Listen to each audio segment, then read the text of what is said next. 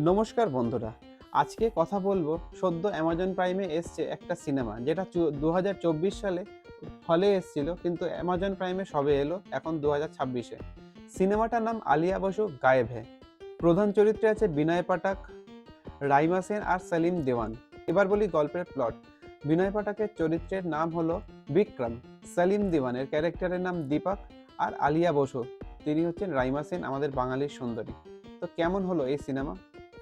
প্রধান চরিত্রে আছে তিনজন: বিনয় পাঠক, সলিম দেওয়ান আর রাইমা সেন। এবার বলি গল্পের প্লট। সলিম দেওয়ান আর বিনয় পাঠক এরা দুজন মিলে রাইমা সেনকে কিডন্যাপ করে।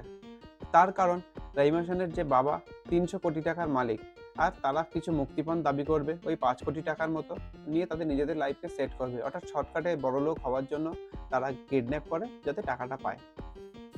তারপরে একের পর এক টুইস্ট আসতে থাকে, যখন রাইমা সেন দুজনের একজনের মুখ দেখে ফেলে এবং চিনতে পারে, আরে তারপর থেকে কিন্তু সিনেমায় একের পর এক টুইস্ট আসতেই থাকে। তো টাকাটা আসলে কে পায়, এটাই এই সিনেমায় দেখার মূল উদ্দেশ্য। এবার বলি পজিটিভ দিক। সিনেমার কাস্টিং এই তিনজনকে নিয়ে টান টান উত্তেজনাপূর্ণ একটা সিনেমা। কাস্টিংই হলো এই সিনেমার মেন প্লাস পয়েন্ট।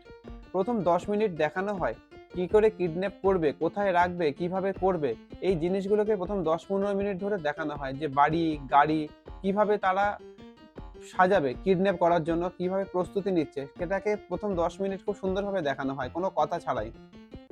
বিনয় পাঠকের অ্যাক্টিং অসাধারণ, দুর্দান্ত। সালিম দেওয়ানেরও অ্যাক্টিং খুব ভালো। আর বাঙালির সুন্দরী রাইমা সেনের অভিনয় নিয়ে তো কোনো কথাই হবে না। কিডন্যাপ হয়ে যাওয়া চরিত্রে তিনি খুব সুন্দর অভিনয় করেছেন। কিডন্যাপের প্রত্যেকটা দৃশ্যকেও খুব সুন্দরভাবে তুলে ধরা হয়েছে।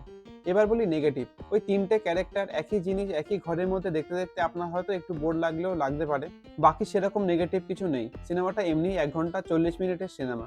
তো আপনারা এটা অ্যামাজন প্রাইমে পেয়ে যাবেন, হিন্দিতেও পেয়ে যাবেন, বাংলাতেও পাবেন।